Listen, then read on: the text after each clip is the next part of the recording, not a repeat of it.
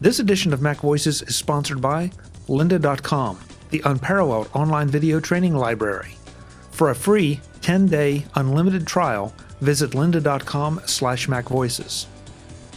And by MacVoices Magazine, our free Flipboard magazine that brings you some of the best Mac, iPhone, and iPad productivity tips on the web. High in signal, low in noise, just like MacVoices, MacVoices Magazine includes information on how you can get more out of your Apple technology. Subscribe at macvoices.com/magazine or search for MacVoices Magazine on Flipboard. Welcome to MacVoices. This is the Talk of the Mac community. I'm Chuck Joyner. Folks, this time we have a returning guest. We have Jackie Dove of The Next Web. Jackie, it's great to see you. Thanks so much. Thanks for having me. It's always a pleasure. But this time we get to do this before an audience because we also have on the line the Connecticut Macintosh User Group. Connecticut, it's great to see you. Thanks for having us. Hey. Yeah, this is always interesting to do these things with a live audience. It has a whole different vibe. So I thought we'd start out by, Chris, we take any questions from the audience just to start, because we'd rather talk about what you all want to hear about. And if you don't have anything right now, we have plenty of stuff to talk about because Apple's been kind of busy. Does anybody have any burning questions for our experts? No, go ahead and you talk about what you please, but I'm sure we'll have questions after that. All right, that sounds good.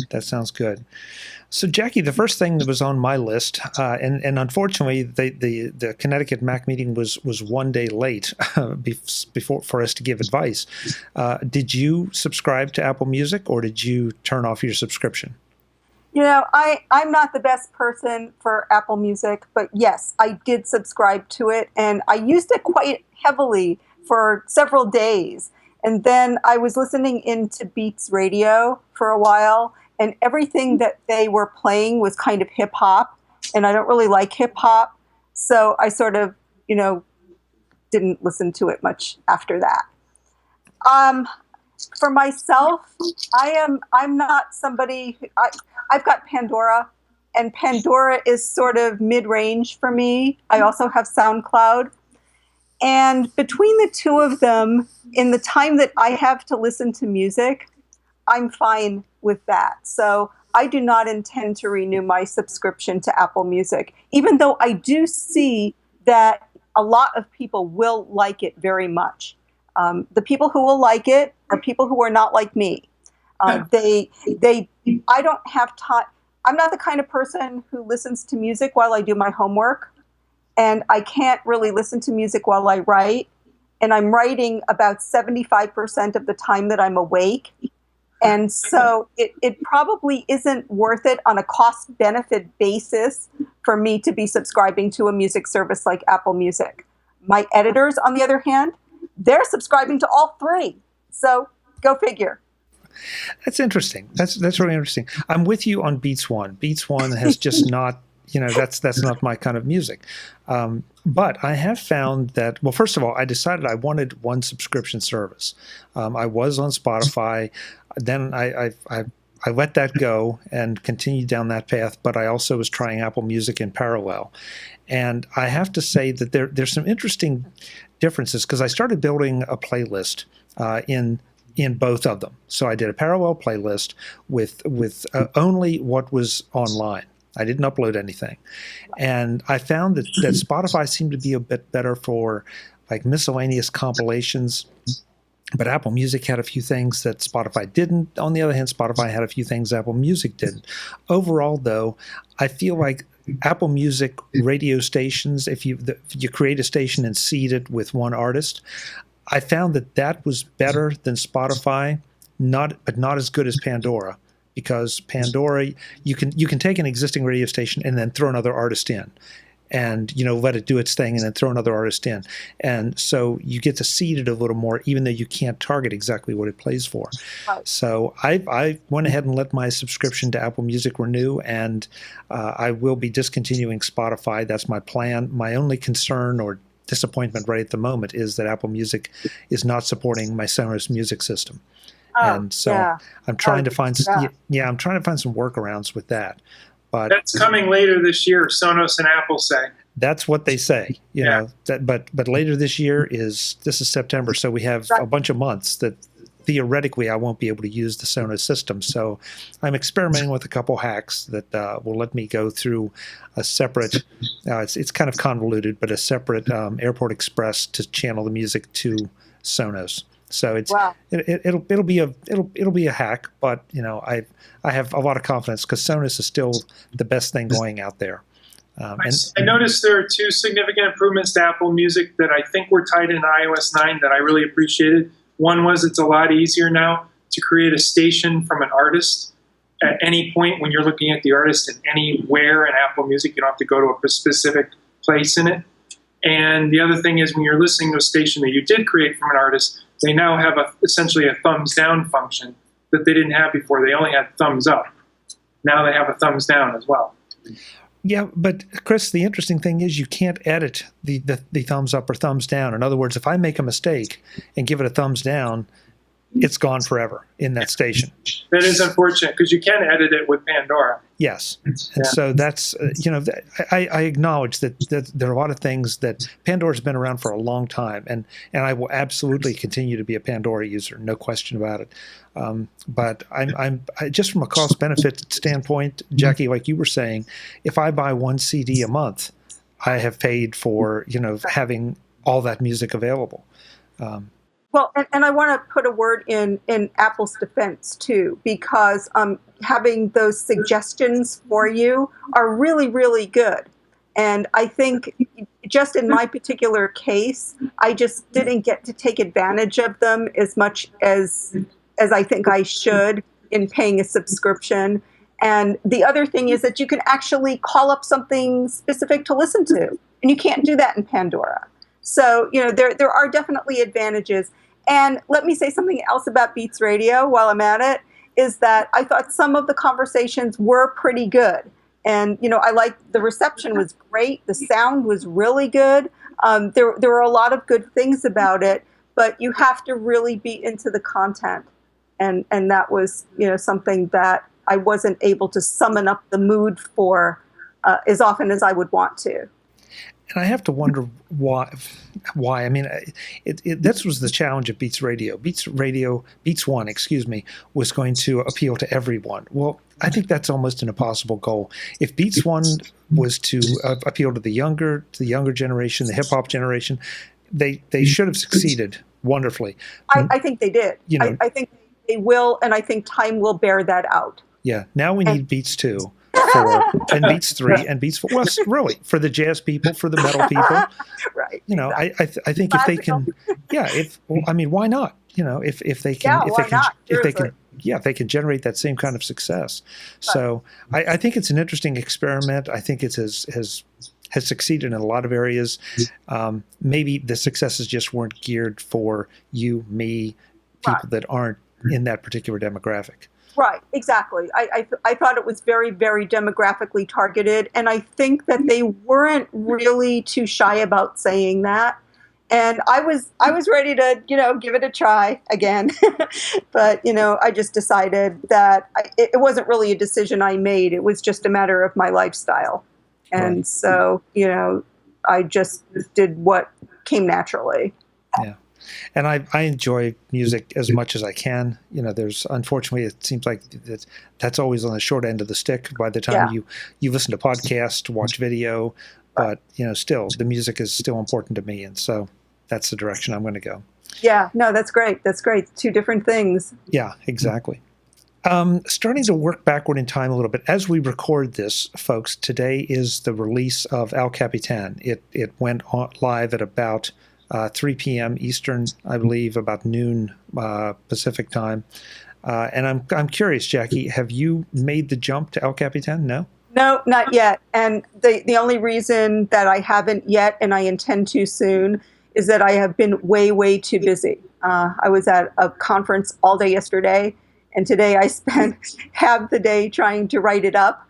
And then, two other things have come up that have been really time consuming. And, I don't want to start with a brand new operating system, because you really have to keep track of that. If you're installing a brand new operating system or updating your operating system in any major way, you'd better have your mind on what you're doing, because if you don't do it properly, correctly, you're going to have a real big problem, and you may have that big problem for a long, long time. So I learned my lesson doing it cavalierly once, and that took like days, maybe even a week to rectify. And that will never happen again. So I've done, some of the reading over what the new features of it and so forth, and it looks really, really fascinating. But I don't have it on my computer right now, and I didn't play with the beta because I have one computer. And I did not install today for some of the same reasons that you were talking about. I've got a major event at work next week, and I just can't take the chance. When I do have a little downtime this weekend, I want to install it on a second laptop just to play with it.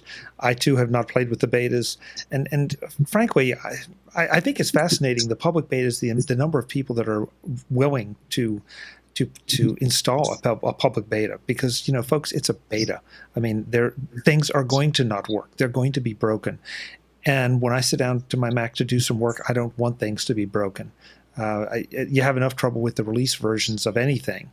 Although by all reports that I've seen today on social media, as people have adopted it, there have been very, very few complaints so far, other than software that doesn't support it, other than a couple utilities that it breaks, but everybody knew it was going to break them. Menu meters is one. I don't think default folder has been upgraded just yet for it as well. So a couple things like that. You see, when I had an Office, that would be a no-brainer. I would just install it on my laptop. I don't have an Office, so it's just like, you've got to be a lot more careful. I had an iMac at work and whatever. I'd tell IT guy, send it right over. If anything goes wrong, we've got the lab over there. We've got my editor over there. I just shout, help. And that's it. When you're at home by yourself, there's really, if you're working at home and you only have one computer system, that gets kind of rough. Right. So, but let me also say that I have colleagues who have multiple systems, and a couple of them had installed the betas, and they were like, yeah, this is totally stable. This really, really works well. So I've heard good reports about it. Jackie, well, I want to come back to you in a second, but before we leave the El Capitan upgrade, Connecticut, how many people there have upgraded already? Anyone? Oh, a couple brave souls. About 4 people. Okay, 4. That's So, any problems so far? So far, no. The GM, the developer GM, which I downloaded back on the 9th, has worked very well. I'm actually currently trying to download the actual one today, but we'll see how that goes. It's going to go on my laptop, my primary machine. Good to hear. Okay, but you have a desktop one too, is that right? I have several computers, yes. Okay. Putting it mildly. To put it mildly. Oh, okay. No, it really. Can I ask a question to the user group? Sure. Of course. It's really interesting to me. We used to have Berkeley Mug, and I guess that disbanded a while back. And I was kind of surprised to hear about that there were actual mugs that have physical meetings. How did that stay live for you guys? It seems like there's a lot of you too. It's a good question. Sometimes we marvel at it ourselves. We've been meeting continuously since 1984 in the Hartford area, and it's a constant effort to keep it going. Yeah, I think because the younger generation is not interested. Right. Yeah. No, that's what I heard, and I think the last Macworld iWorld that they held here in San Francisco, there used to be this big dinner for the mugs, and They disbanded it the last time because there just wasn't anybody interested enough. I mean, they were interested in the food, but basically they weren't interested in really participating in the mugs. And I believe Berkeley Mug actually closed down maybe a few years ago. It's been quite a while. I used to be a member of it, but it's been years since I've been in touch with that group at all. Another user group, which I'm also a member of, the Yale Macintosh user group, is kind of on its last legs these days. Unfortunately, we don't get any students. That surprisingly, we get none of them show up. Right. Well, that's because there's so much online. I mean, if you have so many tutorials and lynda.com and all of the training websites that are out there, Creative Live, Lynda, all of those, between all of that, I guess you don't really need to sit in a room together. And where are you people anyway? It looks like a school? Yes, we're at the University of Connecticut Health Center. Got it. Okay. Teaching hospital. Got it. Okay. Yeah. So they let you rent that room. And they let you guys in? Yeah, that's impressive. You look trustworthy. Yeah.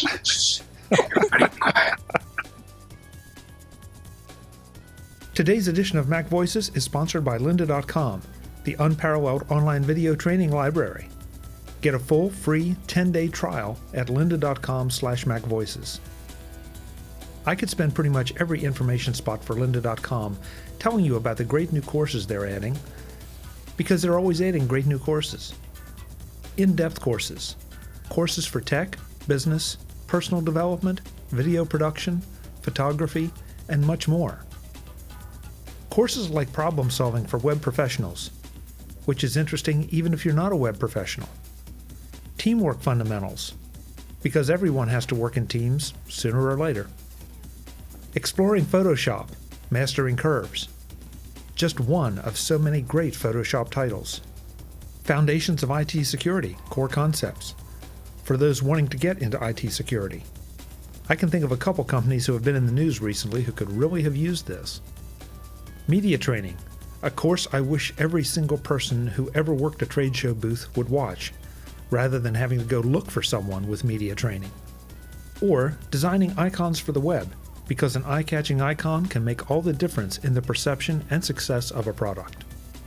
Those are just a few of the very latest titles in lynda.com's ever-growing library of great training titles that can teach you something about just about anything.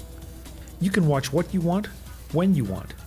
And with lynda.com's iOS app, you can watch where you want by downloading courses to your iPhone or iPad. No internet connection necessary. You should really think about joining lynda.com and learning something new. Right now, by visiting lynda.com/macvoices, you can give it a try for a full 10 days of unlimited viewing, unlimited topics, free. Just sign up and start watching. Any course, any subject, new or old, it's yours for the viewing. At the end of 10 days, you will realize just how much you've come to rely on lynda.com as a place to go not only to learn new skills, but also to improve existing talents. That's lynda.com/macvoices for your 10 free days of learning. Do it right now and learn something new today. Thanks to lynda.com for their support of Mac Voices. Jackie, I want to step back for a second. You're talking about working at home. Maybe the audience knows, maybe they don't, that you were at Macworld magazine website for a long time, and then of course there was the major shift. Has it been over? It's been a little over a year ago now, I guess. Yeah. And now you're working for the Next Web as doing the creative beat. Yes, photo video. Yeah, but they recruited me about a couple of days after I got laid off in 2014. And that went for a year. And then after that, I still have the title of creativity editor, but basically you'll see my byline on just about anything right now. My job has kind of changed in that I cover much more general news now than I used to. But I'm always like going back to the creativity beat because I know it really well.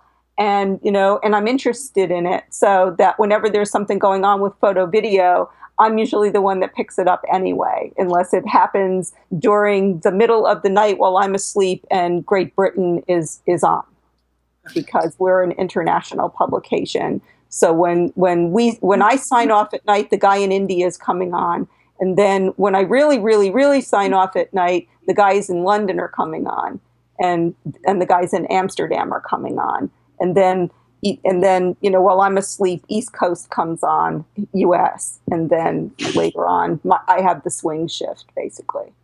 It's an interesting change that you've gone through, working for a publication that was print, had moved largely to web, had gotten into podcasting, to some extent, with the Macworld podcast, then shifting over to the next web, which my perception anyway is it's primarily a website, but it is global. It's 24/7, so you fit yourself into that niche.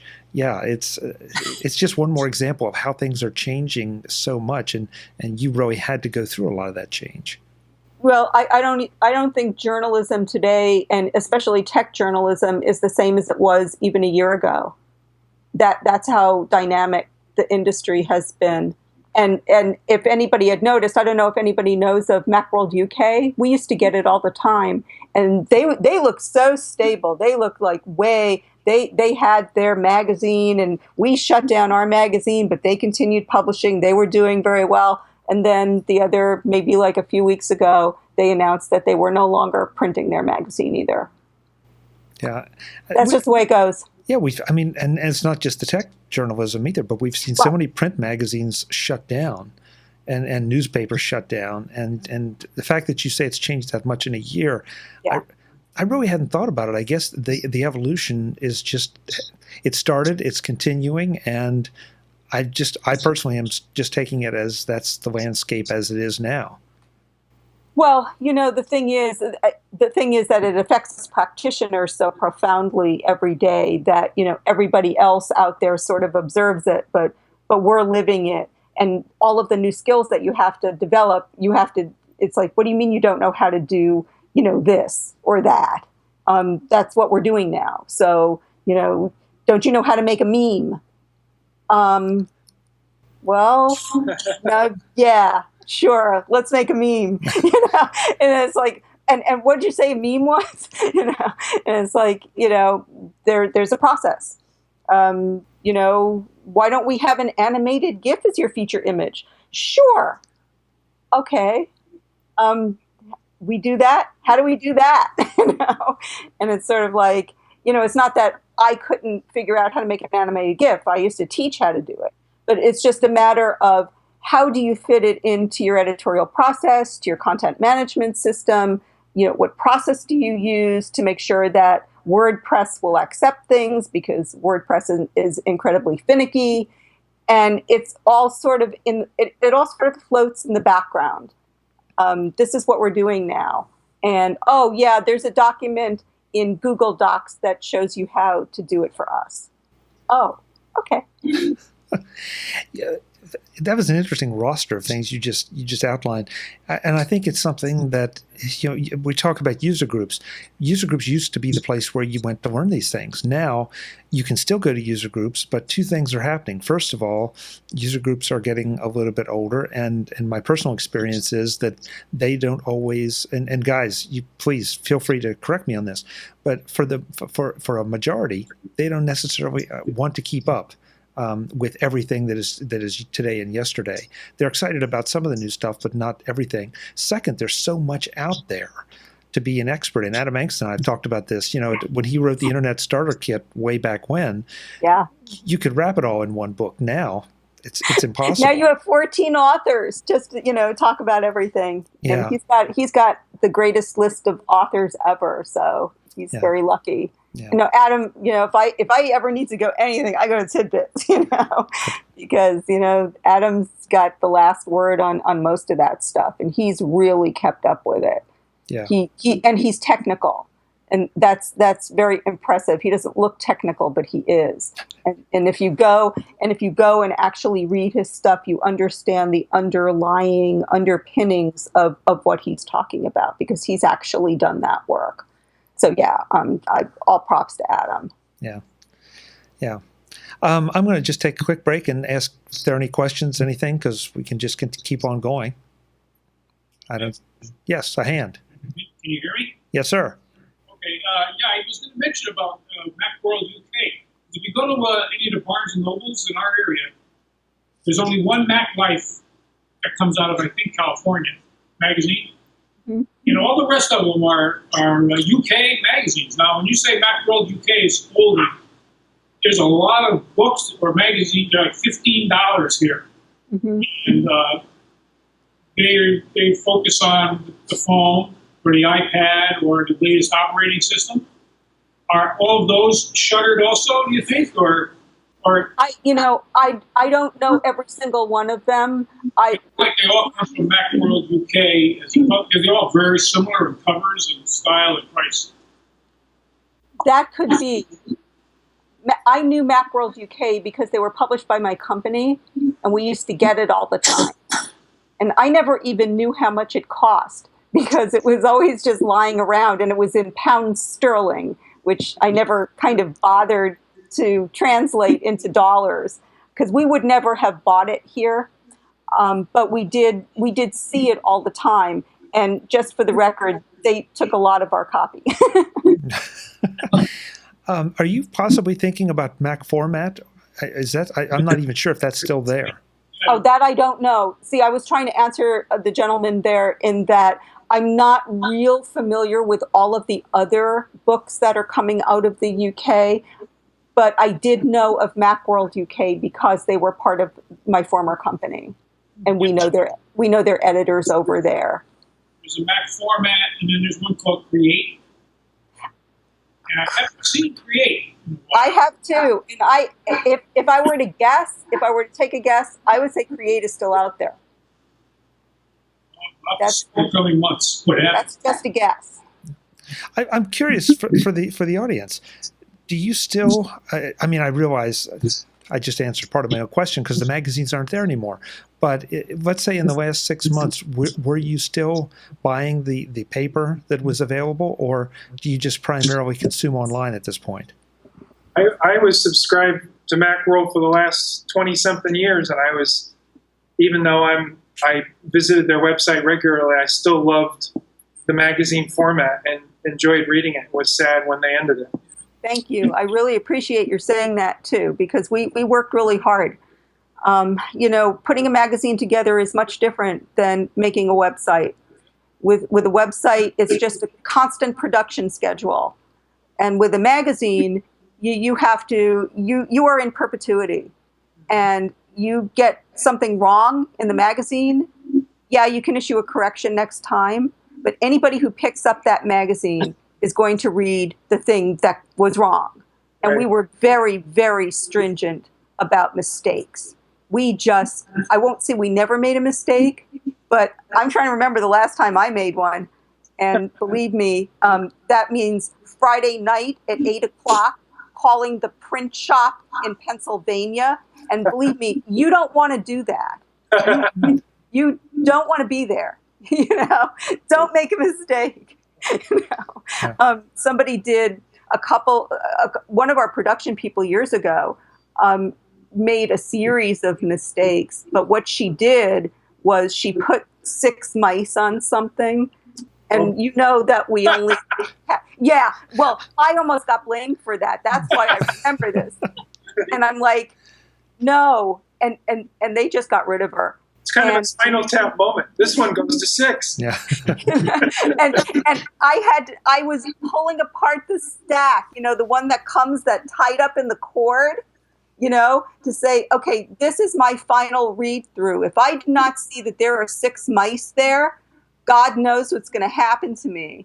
And there were 5 mice on the production copy, which means it wasn't my mistake. So I could defend myself. But, that's the thing about magazine publishing. You have multiple layers of eyes looking at it. You have, multiple people with their hand kind of, in the cookie jar. And sometimes that's a good thing, and sometimes it's not a good thing. Your editor will walk in and say, let's do this. And they're like, are you kidding me? We're going out tomorrow. You're talking about tearing up a section. Well, I know you're really swamped, but can we do it?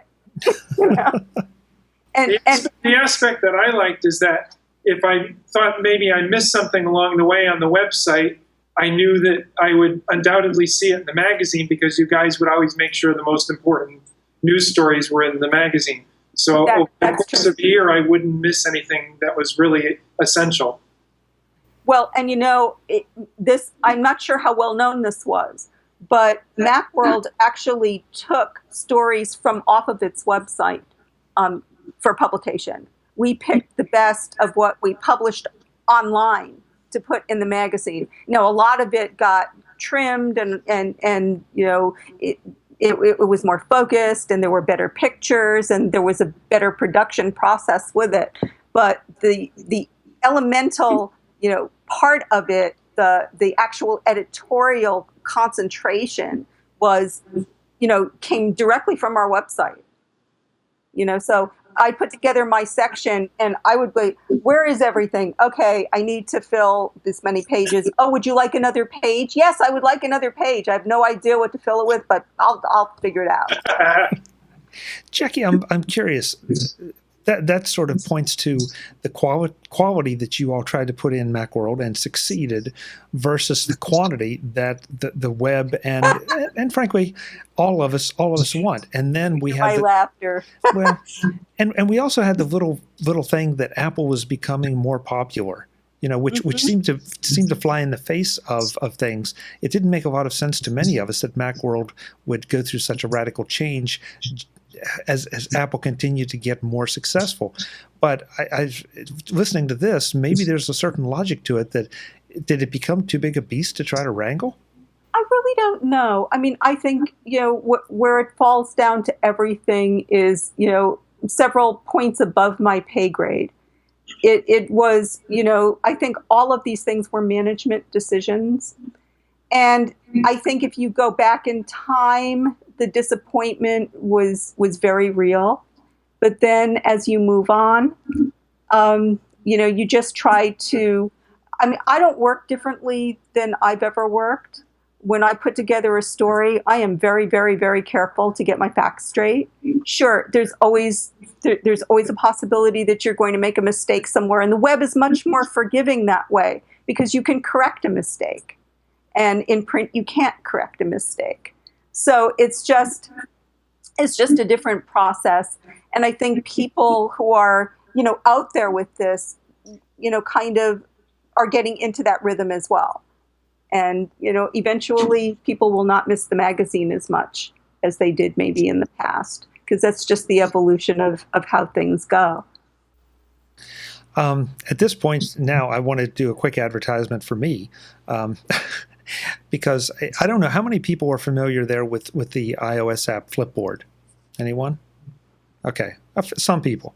A little while ago, I decided to start curating a Flipboard magazine called, appropriately enough, MacVoices magazine, which lets me go out, take Jackie's stuff that she publishes on the web, pull it in, and say, "Hey, this is a really good article. You should pay attention to this." Pull something from the existing Macworld site, say, "This is good." Pull it from Tidbits and do this. So it's sort of my personal curation of the things that I go through, because I'm doing this stuff for myself anyway. So I take what I think are some of the best, most interesting things. I try to stay away from news, because news goes stale so quick.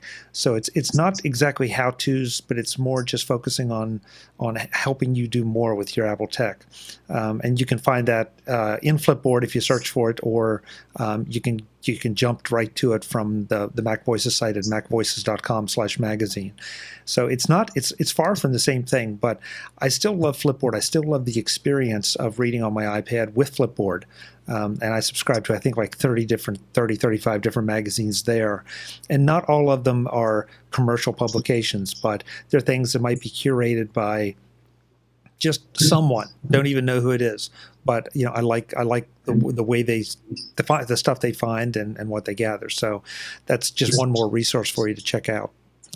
Hopefully, I don't think we can fill the gap of Macworld magazine, but maybe we can try. They still have a really good website, and I visit it all the time, and they still have excellent writers over there, seriously, even though they let a lot of people go, and that includes me. I'm still friends with them, and they use a lot of people that are no longer there as freelancers. So you're going to see a lot of familiar names. Yeah. I wonder, we were talking about El Capitan earlier on, but I'm wondering, has anybody gotten the new iPhone 6S yet? Anybody? One member. And me. I don't know if anybody caught my story in the Next Web, but I was talking. Unfortunately, it's not something that exists in Connecticut just yet, but it's a service that I thought was really fascinating because it was developed by the guy who was in charge of Apple Retail. So it was like, what was his name? Ron somebody. I forget his Ron Johnson. Ron Johnson. He went to he started JCPenney, exactly. He started at Apple, went to JCPenney, and now he is the head of a startup called Enjoy. And has anybody heard of that yet? No. Okay, so yeah, I wonder how many people in New York and San Francisco even know it, because the service exists here. And it was because I ordered my iPhone 6S off of the AT&T website, because that was the place that was going to give me, hopefully, a faster delivery date. And then I saw this little thing, have it hand delivered by Enjoy. And I'm like, hand delivered? Okay. And, I said, all right, well, let's do that. And they have this whole setup where they've got local people that will work on their own schedules to hand deliver you your technology. And it could be headphones or speakers or operating systems, laptop computers. I mean, they cover a whole slew of different things, and including the iPhone. And you order your phone from AT&T, but it will be delivered to you from Enjoy. And I said, well, gee, when's the next time they can come by? Go, how about tonight? And that was Saturday night. And I'm like, well, I'm not even going to be home Saturday night. But they came on Sunday, and they have a whole system that whoever, I guess, on their end picks it up, and you get to see the picture of who's going to deliver it to you, and they call you and they talk to you about the delivery. And then the next day you get a text, I'm 10 minutes away from your home, and, everything okay. And it was a riot. So that is an interesting service. And I am suspecting that if those pilot programs go really well, that will be spreading to other states, East Coast and West Coast as well. So thought I'd ping you guys on that. Yeah, that's really interesting. I did not know Ron Johnson was involved in that. I didn't either. Yeah, it seems like we're all pushing more toward this instant gratification thing, and also a certain degree of hermit life. That, okay, if I don't want to go out, somebody can bring me pizza, somebody can bring me my groceries, somebody can deliver it. Somebody can now deliver my tech. I may never have to leave again. Well, it was. I think I'm trying to recall the last experience of standing in line to get a phone or to get an iPad.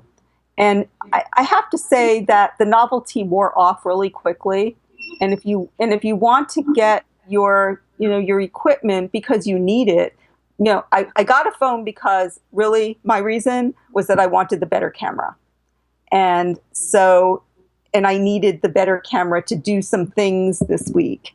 And I was hoping I would get it, and I did. And so it was just a matter of, yes, instant gratification, but also not having to deal with, spending long hours standing in line, because that is what people are still doing. I don't know if folks in Connecticut have that experience or not. Is it like that where you guys are? No, I went the same day to the wow. Here, and I went after work, so it was probably around 6 p.m. and I had an appointment, a pre-scheduled appointment. But there was a small line, but I got in and out of there in an hour, so we good. Wow. Yeah. I went in and I walked in to the West Farms Mall, which is the same one right here in Connecticut, that at about 3 o'clock in the afternoon, because I was nearby, I walked in, I told them what I wanted. They said, no problem. I was out of there in 15 minutes. Oh, that's great. That's great. Yeah. I had mine delivered by FedEx, not by Enjoy, unfortunately. But I had to get up at 3 a.m. to order it because, of course, I'm on the East Coast. So, but if for anybody who's not done that, you really should do it once, because if you're active on Twitter at all, it's like this big party on Twitter with all these Mac geeks at 3 a.m. You know, that okay, everybody's online. Don McAllister was online. He was on on a ship on somewhere off Alaska, ordering his iPhone online at 3 a.m. So yeah, oh yeah. I mean, I don't even want to look at my Twitter feed. You know? It's like I don't even want to know, and I'm not a good planner, so I was just like, oh my goodness, I should have done this, shouldn't I have? And it was like, okay, well, what can I do right now? And so, yeah, and this Enjoy thing, I mean, these guys, they not only deliver it to you, okay, it's a premium service that's absolutely free.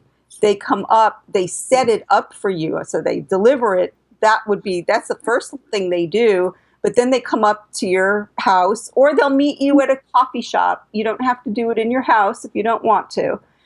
I did it in my house only because it was a woman that was doing it. It was some strange man coming to my house. That might have been a different story.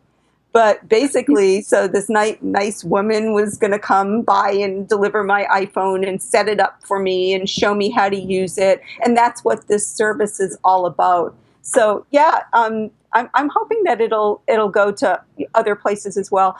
I see it as being really useful for people who maybe not like the folks in this room that are pretty technical and that, you know, can set up a piece of equipment for themselves, but perhaps other folks who just don't know their way around technology very well. These guys are trained to do the setup for you, to answer your questions, to show you how to do things, to get your wireless connected properly, to make sure that your phone works, that you can get phone calls, that you can get your email and so forth. So I thought that was pretty impressive. I liked it a lot, even though I probably didn't need it either. So you got an iPhone 6S. I did. What are your impressions? Because I know how excited I am, and I'll start with the camera simply because that's what you said you wanted it for. So what has your experience been with the camera? Okay, so the camera works very nicely, almost in the same way as it did before, except for, as you know, that whole live picture business, which I believe, I mean, my readers are like, you know, HTC did that 3 years ago. And I'm like, for one thing, I don't know that it was 3 years ago, but I do know that they did do something called Zoe, and it was sort of on the same principle where it would capture, you know, a second or two before and then a second or two after, and it would create an animation for you. And I'm not exactly sure what the file type was. So here, I just had this live picture thing turned on at this event I went to yesterday. I had it on all day, right? I come home, you know, plug my phone into my Dropbox, and it's like, oh my God, they're all movies. Okay. So just so you know, and you don't, why should I have been surprised? I have no idea why. There wouldn't have been a JPEG, okay, but I didn't even think about it. Is you can keep this on all the time. It doesn't take up a lot of room, et cetera, et cetera. Okay, fine. But what you get is a .move, you know? And so that was a little disconcerting. How did you move them to the Dropbox? From the iPhone directly into Dropbox, or did you? Oh, yeah, no, I plugged it in. I plugged it into my computer. Okay, yeah, because I haven't heard this. That's very. Yeah, I mean, you're Dropbox right. will import them automatically if you set it up that way. Okay, so that makes perfect sense that they would be moved files, but I just really haven't thought about it. It does make perfect sense, and I didn't think about it at all. All I heard was the hype. You know, hey, you can, you know, get a little animation here and a little animation there, and said, hey, that sounds interesting.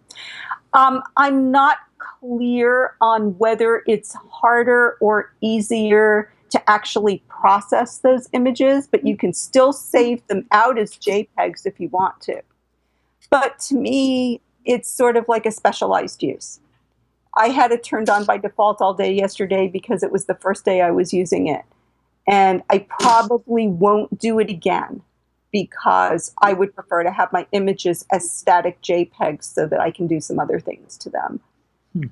And also, I like to know which ones are actually movies and which ones are, images. And most of the things that I did yesterday were designed to be images and not, movies. So I did take some movies too. I did do some video. And now I'm like, where is it? Yeah. Because there's no differentiation. It's a video file. And they're all video files. So I was surprised. Now you won't have to be.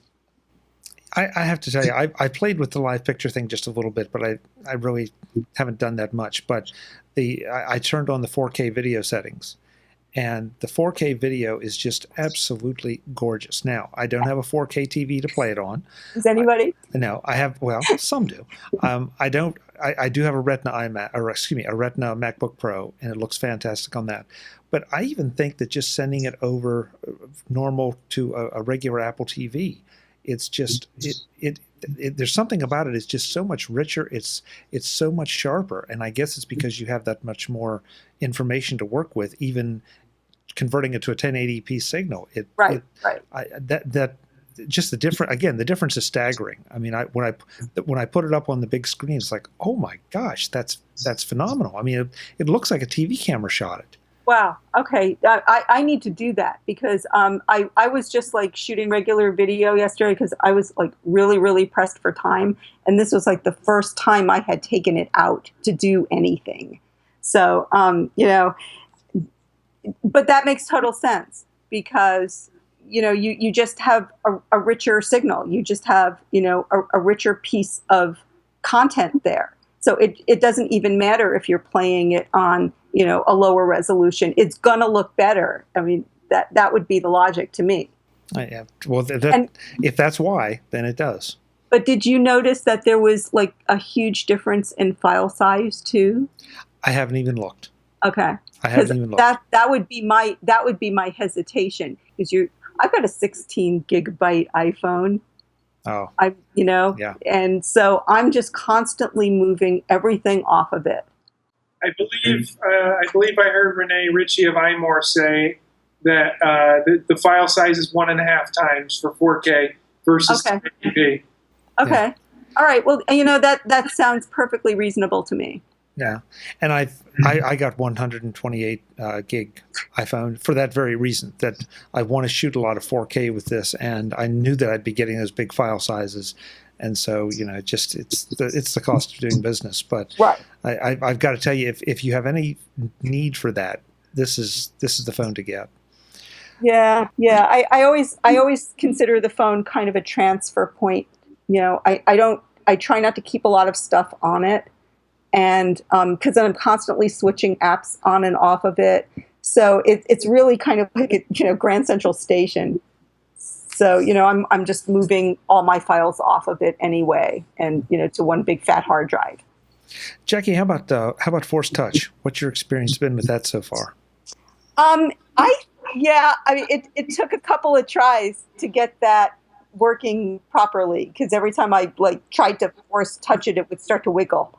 And so you have to know how to do the force touch in order for it to work properly. It's a little bit more forceful than the wiggle thing, and it actually works kind of nicely because it does give you a series of choices in the apps that do support it. And my understanding is that it's mostly, I would say 90% or more percentage, the Apple apps that are supporting it. But I think I tried it with Pinterest, and Pinterest supported it. So what is that? Pinterest? No, so, not Pinterest, the Force. Yeah, no, I knew what you meant. Yes, the Force Touch is it takes advantage of the haptic that haptic touch interface on, I believe it's the 6S is the first one that supports it, and you actually as you touch the screen, you feel the vibration underneath your finger. You can actually feel it. And if you don't feel it, then your apps are going to wiggle. But if you do feel it, you'll see a pop-up menu coming up where you can choose to see certain things that the app supports. So I can see for pictures, I can see my favorites. I can see different albums. I can see all kinds of things. I believe for mail, you can like look at the preview of a piece of mail, and then if you want to open it, you press a little harder, and then it pops. So it's and a point of clarity. On iOS, it's called 3D Touch, and on OS X, it's called Force Touch. You are correct. You're correct. Yeah, we're still working on that nomenclature. Think of it a little bit like a cross between right-clicking on your trackpad or that you get that same sensation, even though you're pressing on glass. You get that sensation, and then you get a pop-up menu. And as Jackie said, you if you push just a little harder, then it pops and locks into place. I've had a couple apps that support it so far, and I can't remember now what they are because you're pushing on everything to see if it does support it. Right. And interestingly, if an app doesn't support it, you still get 3 little quick taps, sort of saying, "Okay, I know you're doing it right. It's just this doesn't support it." right. So that's what the menu will look like in the camera, for example. Yeah, it's a little washed out, but Yeah. Oh, okay. Yeah. But yeah, it's one of those things. Like, I think when we all got the trackpad, you weren't quite sure how this whole pushing and clicking thing would work, and it works so well, and now you don't even think about it. But now we have it on the iPhone, and I personally can quickly see it being a differentiating point for me to buy the next iPad, because now I'm going to want it on every device. Right. No question about it. I think it will. I mean, there's a lot of people who are like, why do we even need this? I'm not even using it. Well, of course you're not using it because you never had it before. But once you get used to using it, it's going to be kind of second nature to you. Yeah. And I find it pretty convenient right now. Now that I stopped getting it, stopped having them wiggle, it definitely, proved to be pretty convenient in terms of, just getting directly to something that I want to do instead of, tapping and tapping and tapping and tapping. And I think that was the whole purpose behind it. Yeah. I think 5 years from now, it's going to be second nature. We're all going to think nothing about using it. Well, I've had a lot of people email me and say, I don't get it. Like Jackie said, I can't get it to not wiggle. And it's like, okay, think about when you kind of figured out how to select text with the trackpad or even with the mouse. You kind of do it, or you double click, and sometimes you get this, sometimes you get that, and then you just kind of start to feel it, and it all makes sense. That's the way this is going to be, but it is going to take a little while. No question. And I still make mistakes with the mouse in selection. So after all of these years, yeah, it happens. Yeah. The other thing about this phone, though, is it is fast. I mean, it's almost. In fact, we just did a Mac Jury where Dave Hamilton was talking about the fact that the touch the home button.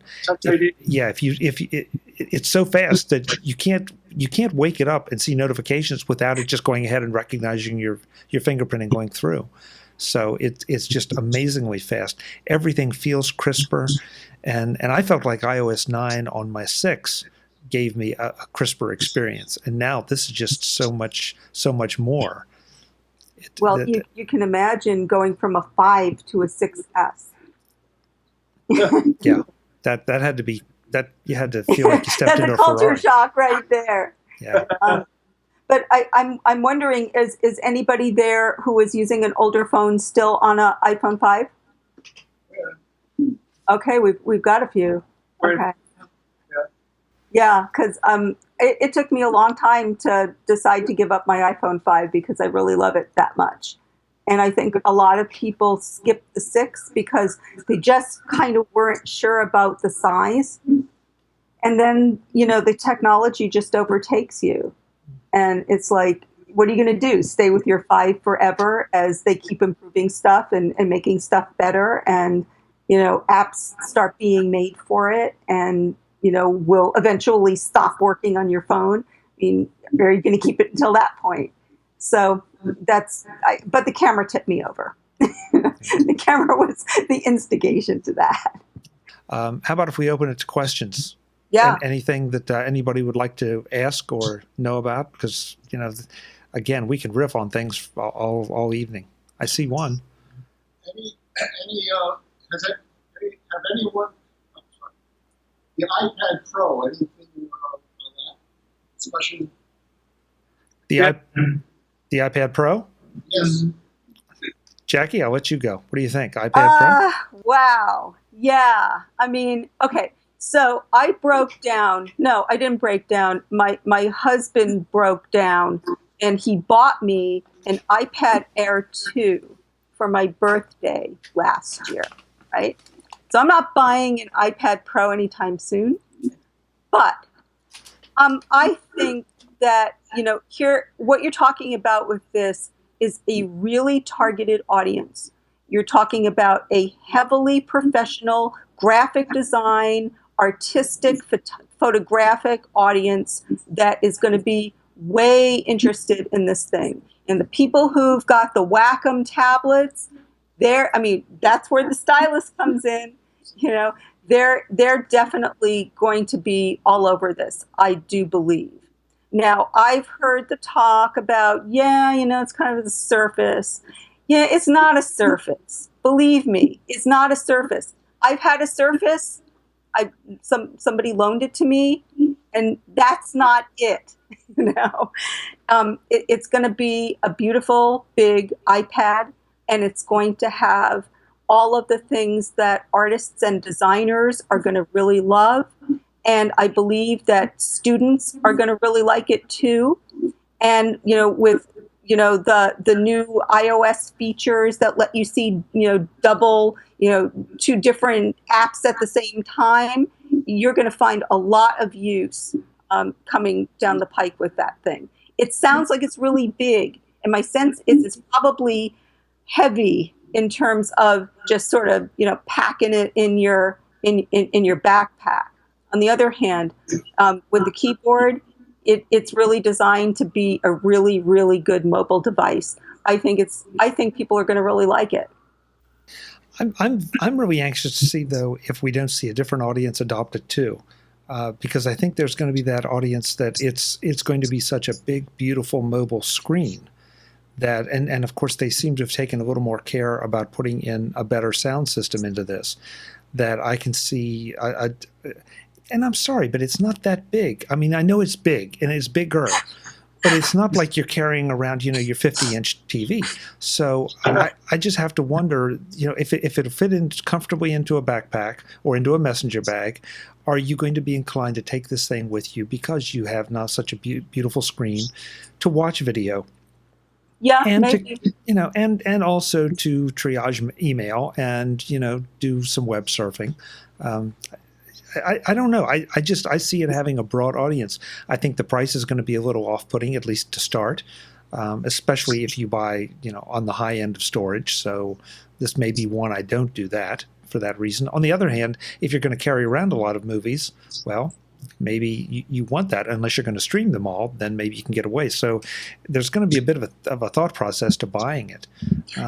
Yeah, I think so. But then I guess it competes for me with my MacBook Air, and that's what I have right now. So it's sort of like if I've got to really do, like I'm going to a conference and I've got to do work, and I've got this hard drive here that's holding all of my documents and all of this stuff. Yeah, iCloud, I know.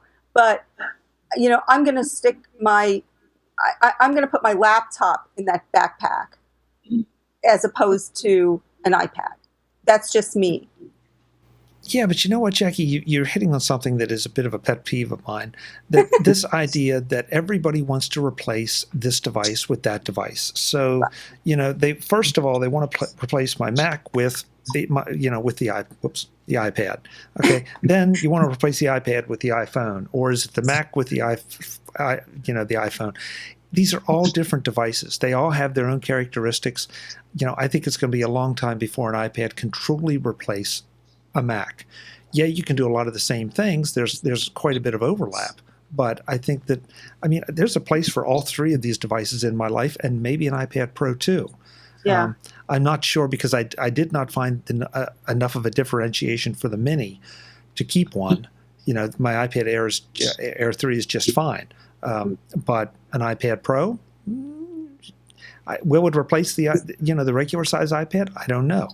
It's certainly not going to replace my MacBook or my MacBook Air, or just a straight MacBook period. But it's an interesting device, an interesting market that they're trying to tap. Yeah, but let me ask you a question. If you were covering Expo, say there was still Expo, right? And you had a choice between taking your iPad Pro and your laptop, whatever it is, what would you do? I have to qualify that by saying, because most of what I did at Expo is video, I would have to have a MacBook, and it's not going to be a MacBook, just a straight MacBook. It would have to be a MacBook Pro for the horsepower. Right. So for me now, for you that's doing a lot of authoring, maybe a keyboard and an iPad Pro would be adequate. I know some people that were doing it just with an iPad, and they were quite happy. So yeah, and I don't even use Microsoft Office anymore. I'm at this point, there's no middleman. I'm like right in my CMS. I'm right into the content management system from get-go, and that's pretty dangerous, actually. Seeing how flaky WordPress can be. But I'm using the Notepad, and that's it. An interesting thing that you brought up Office, because now Microsoft has announced that while the iPad users can use Office for free to edit and read their documents, iPad Pro users will not be able to. They're going to have to pay for it. I don't know. They may change their minds about that. I thought it was an interesting way they were going about trying to get back in the iPad crowd's good graces. I know. They just did this 2 years ago? Yeah. And opened it all up. And, I think it was a matter of that people were just not using Microsoft Word anymore. Yeah. That's the thing. PowerPoint, in editorial circles, PowerPoint is just kind of laughable. And, and Microsoft Word, why? What's even the point? You've got a text editor, and not even BB Edit that you've got to pay for. Just the built-in text editor that comes with your Mac, perfectly fine. Yeah. So I think, that's why I'm saying maybe Microsoft would reconsider that, because why would anybody want to pay for using it on, an iPad Pro than, if they didn't even want to use it on a regular iPad? That's my question. And then we have Pages that's free. Then we have Google Docs that's free. Sure. I think it was an interesting move. I don't think it was well thought out. Excel is really the only ace in the hole that they have, because there's nothing out there. But other than that, and numbers for 99% of the people is more than adequate. It's just that people like to say, "Oh, I'm running Excel." Mm-hmm. Before we wrap up, I'd like to make sure we talk about Apple TV, because that was my favorite announcement of the September event. In my mind, it's a little dangerous to talk too much about it, because we've only seen what we've seen. We haven't been able to get our hands on it. Some of the developers have. I personally am really excited about it. I think it's way overdue. The part that excites me the most is the App Store for it. Mm-hmm. I think there's just, And games. If you're a gamer, yeah. Games is going to be huge for families. Yeah. Yeah, I have a hard time identifying with that market, because I'm not a gamer. But I'm not a gamer either, and it was really funny that, from the Mac audiences that I've seen, and maybe this group skews a little bit more toward that, is that we tried to publish a lot of stuff about games and nobody ever seemed to be interested in it, so we just kind of stopped doing it. It doesn't seem like Mac users are huge gamers the way PC users seem to be. Am I right about that? Yeah, on the Mac, but I think a lot of people that previously weren't historically Mac users who weren't big gamers, they changed their feeling about it with iOS, and they tend to do their gaming just on iOS. Yeah, no, I hear that, and I think you're probably right, because that's the only place I actually play anything is on my phone. Ah, you play something. What do you play? I play. I have a card game that I play, kind of a solitaire game, and I don't even remember the name of it because I've just had it forever.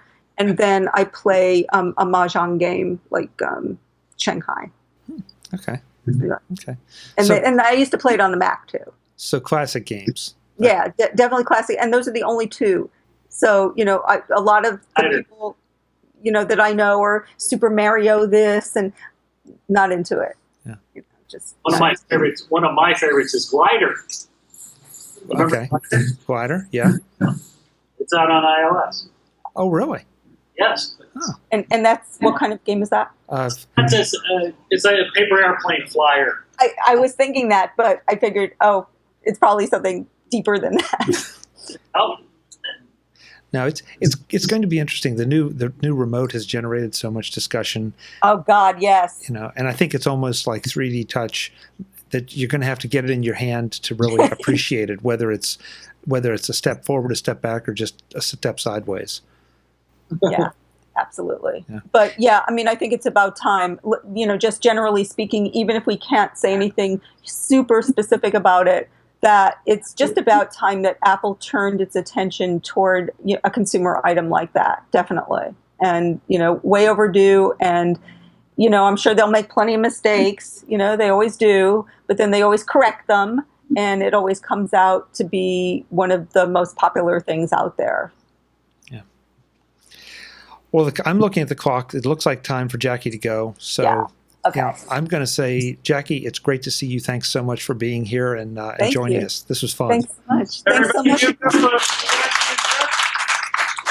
Thank you very much, everybody. Thanks for having me. I appreciate it. It's been in Connecticut, fun. thank you for having us both. Thank you for indulging us. This is always a lot of fun, and I'm anxious to share it with the rest of my audience because it's great to see user groups still doing things. Yes, right on user groups. Yeah, they may be slowing down a little, but they're far from done. Yeah. So great. Folks, I'm Chuck Joyner. This is MacVoices. Who knows? We may be coming to a user group near you soon. Until the next time. Thanks for watching.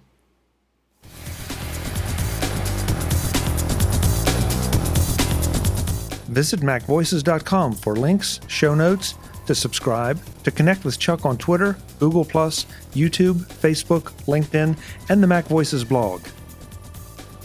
Subscribe to our weekly newsletter, the MacVoices Dispatch, to stay up to date on all the latest MacVoices news from our front page or at MacVoices.com/newsletter.